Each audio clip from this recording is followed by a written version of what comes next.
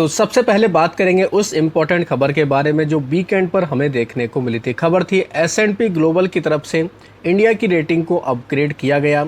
Triple B ये हमें देखने को मिल रहा है, जो पहले हम लोग को दोस्तों ट्रिपल बी माइनस देखने को मिलता था। यानी कह सकते हैं इसको दोस्तों इन्होंने स्टेबल आउटलुक दे दिया है, जो कहीं ना कहीं काफ़ी ज़्यादा इंपॉर्टेंट हम लोग को दोस्तों ये न्यूज़ देखने को मिली है। इसकी वजह से क्या होगा दोस्तों, रेटिंग अपग्रेड होने से क्या होगा, इंडिया में अब हम लोग को इन्वेस्टमेंट आते हुए देखने को मिलेगा। तो बाजार के लिए भी और भारत की इकोनॉमी के लिए, जीडीपी के लिए भी काफ़ी अच्छी खबर है। तो इस न्यूज़ का इम्पैक्ट डायरेक्टली और इनडायरेक्टली हम लोग को देखने को मिल जाएगा। फाइनेंस सेक्टर पर खासतौर पर इसका इम्पैक्ट हमें देखने को मिल जाएगा। एक इम्पॉर्टेंट खबर तो ये देखने को मिली जिसका इम्पैक्ट हम लोग कह सकते हैं बाजार के ऊपर देखने को मिल जाएगा। दूसरी एक और बड़ी हमें खबर देखने को मिल रही है, वो किससे रिलेटेड है दोस्तों, वो है टैरिफ को लेकर हमें अपडेट देखने को मिल रहा है। यानी कि इंडिया और यूएस के साथ में जो हम लोग को दोस्तों बातचीत का हम लोग को जो छठा दौर जो अगस्त में हम लोग को 25 अगस्त को शुरू होते हुए देखने को मिलने वाला था, वो फिलहाल हम लोग को दोस्तों रद्द होते हुए देखने को मिला है, या कह सकते हैं स्थगित होते हुए देखने को मिला है। तो खबर भी पढ़ सकते हैं आप लोग दोस्तों, इंडिया यूएस का 6th राउंड का जो हम लोग को ट्रेड टॉक देखने को मिल रहा था, जो 25 अगस्त को दोस्तों शेड्यूल था, ये फिलहाल डेफर्ड हो चुका है, स्थगित हो चुका है।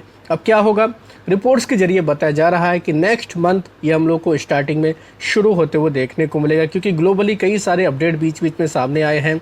पुतिन के साथ में डोनाल्ड ट्रंप की बातचीत देखने को मिले, जेलेंस्की के साथ में जो यूक्रेन के राष्ट्रपति हैं उनके साथ में भी हम लोग को दोस्तों बातचीत शुरू होते हुए देखने को मिलने वाली है।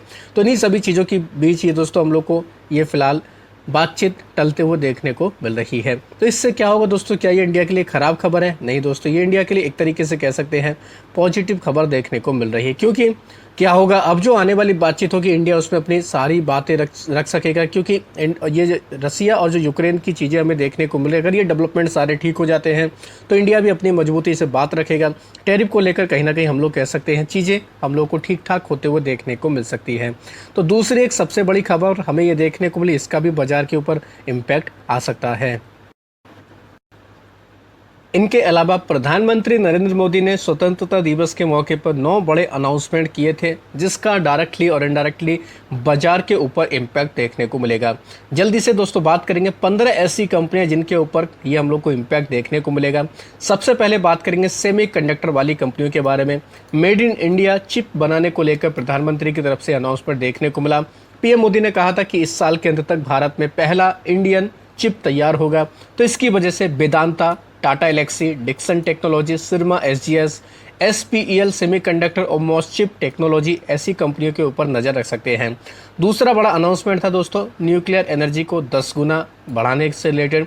अगले 20 सालों में जो हमारा न्यूक्लियर पावर की जो कैपेसिटी है वो 10 गुना बढ़ेगी। तो इसकी वजह से इम्पैक्ट जो पड़ेगा L&T यानी कि लार्सन एंड टुब्रो, इनके अलावा भेल, HAL, NPC, Hindustan copper, NMDC, MOIL, इन कंपनियों के ऊपर नज़र रख सकते हैं।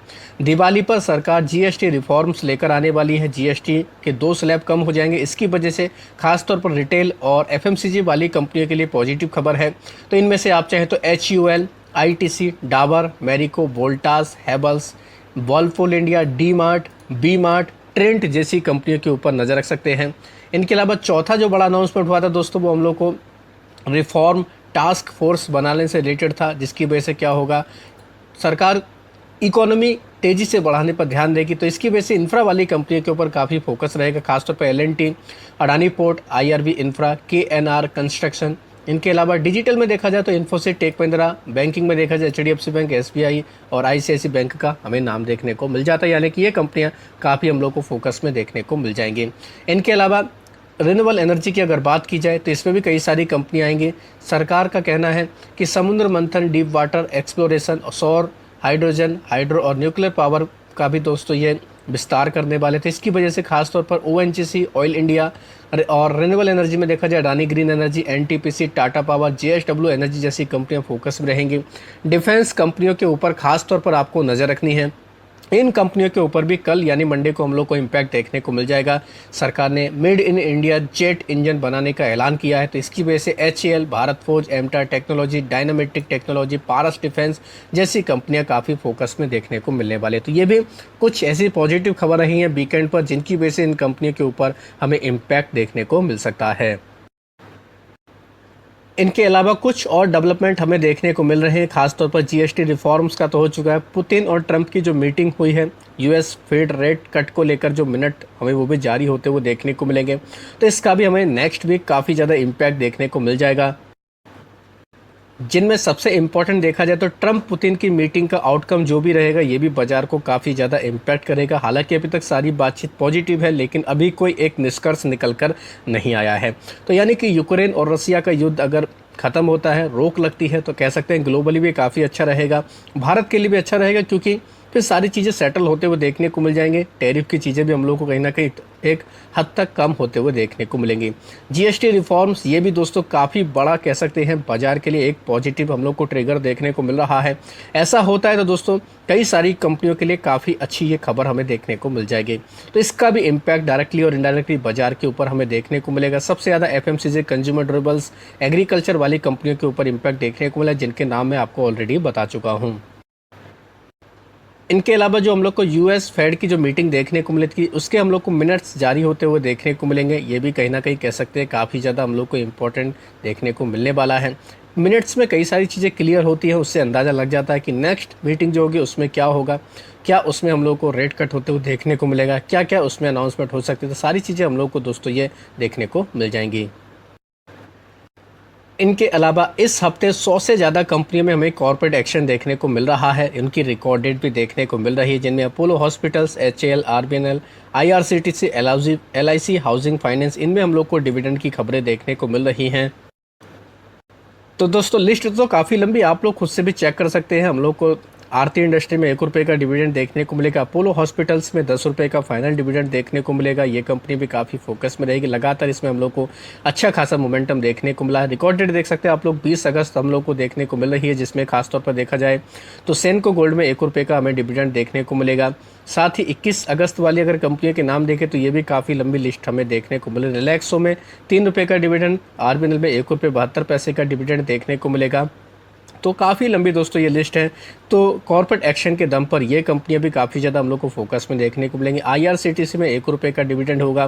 केफिन टेक्नोलॉजी में 7.5 रुपये का हमें डिविडेंड देखने को मिलेगा। तो ये कंपनी भी काफ़ी फोकस में रहेगी, इसके ऊपर भी नज़र रख सकते हैं। इनके अलावा एल्को क्वांट फिनटेक में हम लोग को 8:1 के रेशो में बोनस देखने को मिलेगा। तो ये कंपनी भी काफ़ी फोकस में हमें देखने को मिल जाएगी। 18 अगस्त इसकी हमें रिकॉर्ड डेट देखने को मिल रही है। साथ ही बेमको हाइड्रोलिसिस में 1:1 के रेशो में हमें बोनस देखने को मिलेगा। तो ये कंपनी काफ़ी फोकस में रहेगी। साथ ही एल्गो क्वांट फिनटेक में स्प्लिट भी है, 2 रुपये की फेस वैल्यू को 1 रुपये की फेस वैल्यू में स्प्लिट कर रहे हैं। चंद्रिमा मर्केंटाइल में भी स्प्लिट है, 10 रुपये की फेस वैल्यू को 1 रुपये की फेस वैल्यू में स्प्लिट कर रहे हैं। देव इंफॉर्मेशन टेक्नोलॉजी में स्प्लिट है, 5 रुपये की फेस वैल्यू को दोस्तों ये 2 रुपये में स्प्लिट कर रहे हैं। बेमको हाइड्रोलिसिस में भी हम लोग को 10 रुपये की फेस वैल्यू 1 रुपये की फेस वैल्यू में स्प्लिट होते हुए देखने को मिलेगी। तो ये कंपनियां भी काफ़ी ज़्यादा फोकस में देखने को मिल जाएंगी। तो आशा करता हूं दोस्तों आपको ये वीडियो अच्छा लगा होगा। वीडियो अगर पसंद आया तो चैनल को सब्सक्राइब कर लें, बेल आइकन को दबा लें, ज़्यादा से ज़्यादा लोगों में शेयर करें। धन्यवाद दोस्तों, बाय बाय।